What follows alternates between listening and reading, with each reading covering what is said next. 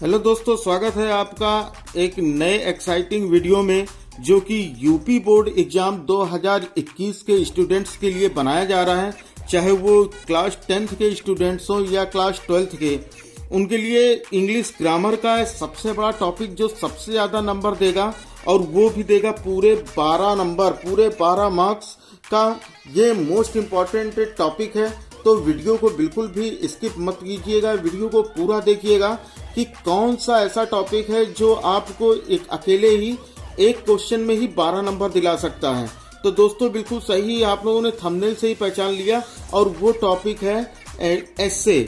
इस बार एग्जाम में कौन कौन से एस्से तैयार करके जाएं, तो ये क्लास 10th के लिए बहुत ज़्यादा टेंशन की बात होती है और क्लास 12th वालों के लिए भी बहुत ज़्यादा टेंशन की बात होती है। तो दोस्तों बिल्कुल चिंता मत कीजिएगा, आज मैं ऐसे आपको ऐसे ट्रिक्स बताने वाला हूं जिससे कि आप ऐसे लिखेंगे तो आपको पूरे के पूरे मार्क्स मिलेंगे। और साथ में ये भी बता दूंगा 5 ऐसे इंपॉर्टेंट ऐसे के बारे में, बस आप वही 5 पढ़ के जाइएगा, उन 5 में से आपको मिल जाएंगे, जरूर से जरूर पेपर में मिल जाएंगे।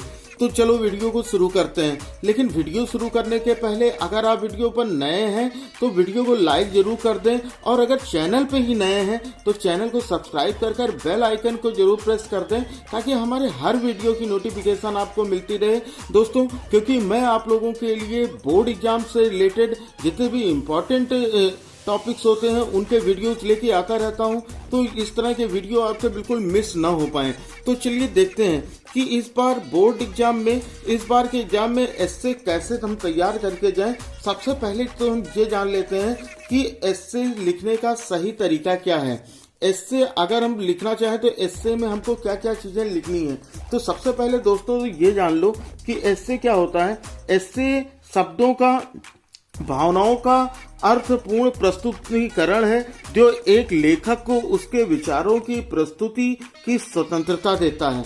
कहने का मतलब ये है कि अगर आप कोई किसी भी चीज पे कोई भी आर्टिकल लिख रहे हैं, कोई भी टॉपिक पे कोई भी एस्से लिख रहे हैं, तो वहां पर हमें पूरी तरह से स्वतंत्रता मिलती है कि हम उसके सभी अच्छे और बुरे बातों को हम उसको लिखें, लेकिन सही तरीके से। उस सही तरीके से लिखने का तरीका क्या होता है दोस्तों। एस्से में सबसे पहले मुख्य पार्ट क्या होते हैं कि एस्से के 3 पार्ट होते हैं। सबसे पहला होता है इंट्रोडक्शन। अगर कोई भी एस्से हम लिख रहे हैं तो उसमें सबसे पहले हमको लिखना है उसके इंट्रोडक्शन के बारे में। दूसरा पार्ट आता है बॉडी।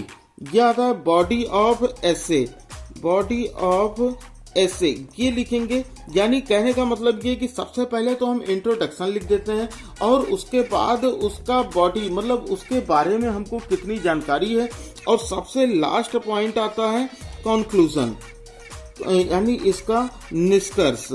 ये 3 चीजें लिखना बहुत ज्यादा जरूरी है। ये 3 पॉइंट अगर हम लिखते हैं तो एग्जामर को ये लगता है कि हाँ, हम चीजों को रट के नहीं, हम समझ के एग्जाम दे रहे हैं। ठीक है।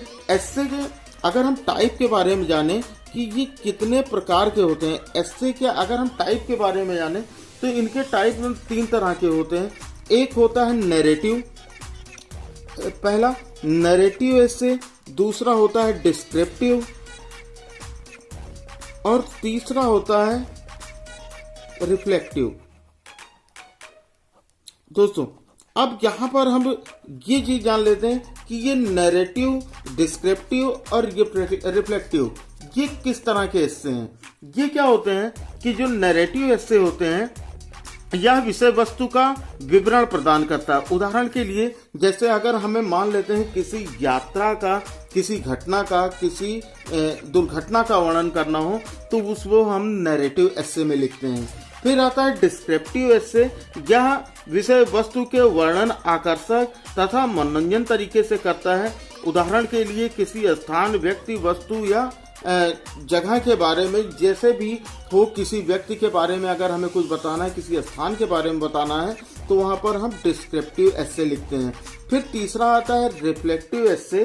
तो रिफ्लेक्टिव एस्से में क्या होता है कि इसमें जो भी विषय होती है उस वस्तु से जुड़ी बातें, चाहे वो लाभ हानि हो तथा इनकी जो प्रासंगिकता है या फिर इनके जो सुझाव हैं, इनके जो सुझाव होते हैं इन सब के बारे में, जैसे मानव के गुण, अखबार का महत्व, महंगाई, दहेज, बढ़ती जनसंख्या, तो इस तरह यानी जो सामाजिक मुद्दों पर प्रकाश डालते हों उन्हें उसमें रिफ्लेक्टिव एस्से हम लिखते हैं। तो कोई भी चीज एस्से लिखने से पहले एक चीज ये जान लिया करिए कि एस्से में हम लिखेंगे ऐसे कि हमसे गलती की संभावना बहुत ही कम हो जाए। तो भाई देखो, अगर एस्से लिखना है तो एस्से लिखने के लिए सबसे पहले चीज कि परीक्षा में जो भी टॉपिक आता है उस टॉपिक को पहले तो आप बहुत अच्छी तरह से पढ़ लीजिए कि कौन कौन से टॉपिक आपको दिए गए हैं, यानी जो जो टॉपिक दिए गए हैं उन टॉपिक्स पर पहले चिंतन कीजिए कि वो टॉपिक्स में आपको कौन सा ऐसा टॉपिक है जो आपको बहुत अच्छे से आता है। फिर अब देखो इसमें हम क्या क्या चीजें जान सकते हैं, जो मुख्य बातें हैं।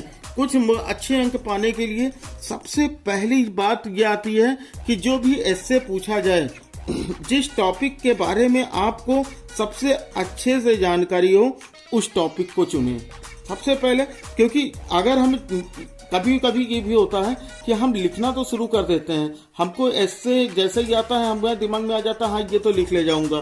फिर 2-4 लाइन लिखने के बाद क्या होता है कि हम वहाँ पर हमारी जो तरीका है, हमारे जो लिखने का मोटिव है उससे हम भटकने लगते हैं। तो सबसे पहले ये बैठ के सोच लीजिए कि कौन सा टॉपिक है जिस पर आपको बहुत अच्छे से जानकारी है। दूसरा पॉइंट ये आता है कि टॉपिक जब सेलेक्ट हो जाए तो उसके बाद आप एक आउटलाइन तैयार कीजिए। आउटलाइन तैयार करने कि आपको किन किन बातों पर लिखना है, मतलब किन किन बातों पर उस एस्से को कंप्लीट करना है। जैसे अगर मान लो कि आप कोरोना के बारे में लिख रहे हैं, कोविड के बारे में आ गया और वहां पर आपको एस्से लिखने के लिए कहा जाए तो सबसे पहले कोविड के बारे में जानकारी ले लीजिए कि कोविड कहाँ से शुरू हुआ, कैसे शुरू हुआ, इसके रोकथाम क्या है, इसके बचाव क्या है, या इससे अभी तक कितने लोग अफेक्ट हो चुके हैं, इससे लोगों को नुकसान क्या हो रहा है, ये सारी चीजें जानकारी लिखिए और उसे आउटलाइन यानी हेडिंग वाइज पहले चेंज कीजिए, उसके बाद उसको लिखना शुरू कीजिए। ठीक है। फिर तीसरा पॉइंट यह है कि अगर टॉपिक कोई भी टॉपिक आप चूज करते हैं तो उस टॉपिक से जुड़ा इंट्रोडक्शन तैयार करो। इंट्रोडक्शन में क्या होता है, इंट्रोडक्शन से ही एग्जामिनर को समझ में आ जाएगा कि हाँ इस चीज के बारे में आपको जानकारी है, जिस टॉपिक में लिख रहे हैं वो रट के नहीं आ पाए हैं उन चीजों के बारे में। इंट्रोडक्शन जैसे कोविड के बारे में ही लिख रहे हैं तो कोविड के शुरुआती चीजें क्या हैं, कहां से आया, इसके लक्षण क्या थे, इसके बचाव कैसे थे, इसके वैक्सीन के बारे में क्या जानकारी है, ये सारी चीजें आपको इंट्रोडक्शन में लिखनी रहेंगी। क्लियर है इतनी बात। फिर अगला चौथा पॉइंट यह आता है कि अगर कोई भी विषय पैराग्राफ हो, सबसे पहली चीज है कि यह निश्चित करें कि आप विषय वस्तु को कितने पैराग्राफ में लिखेंगे। सामान्यतः कम से कम 4 और अधिकतम 8 पैराग्राफ को एक एस्से में शामिल किया जाता है। यानी जो चौथा पॉइंट आता है वो आता है पैराग्राफ। बहुत ज्यादा आपको ये भी नहीं लिखना है कि पैराग्राफ में आप बहुत ज्यादा लिख जाएं कि हमको बहुत ज्यादा आता है। जैसे मान लेते हैं कि अगर 250 वर्ड्स का एस्से लिखना है तो 250 वर्ड्स में देखो एक चीज तो ये मैंने आज तक अभी तक ये कहीं रूल नहीं पढ़ा कि अगर 250 वर्ड का एस्से लिखने को आता है और आप 300 लिख दें तो आपके मार्क्स कट जाएंगे। इस तरह का मैंने कोई भी रूल नहीं पढ़ा है। यानी अगर आपको 250 वर्ड आपको अच्छे से आता है तो आप 275 या 250 अगर दिया गया है तो 230 शब्दों तक आप एस्से लिख सकते हैं। यहाँ पर गिनने में बिल्कुल टाइम वेस्ट न कीजिएगा कि आपको कितने वर्ड्स के एस्से लिखने हैं, बिल्कुल भी टाइम वेस्ट नहीं करना है। तो सबसे फिर क्या आ गया, चौथा पॉइंट आ गया पैराग्राफ। यानी पैराग्राफ डिसाइड करना है कितने पैराग्राफ में, कम से कम 4 और ज्यादा से ज्यादा 8 पैराग्राफ आपको लिखना है। तीसरी चीज अगला 5वां चीज ये आता है कि अगर आप एस्से लिख रहे हैं तो कोई भी ये ग्रामर का पेपर है, इसलिए स्पेलिंग पे विशेष ध्यान रखिएगा। स्पेलिंग बिल्कुल भी गलत नहीं होनी चाहिए। स्पेलिंग आपकी वर्ड मीनिंग अच्छे शब्दों का चयन कीजिए क्योंकि एस्से लिखते समय एग्जामिनर ये भी पढ़ता है कि आपको इंग्लिश की कितनी ज़्यादा नॉलेज है। तो इसके साथ साथ आपको स्पेलिंग्स पे भी ध्यान रखना है, स्पेलिंग गलत नहीं होनी है।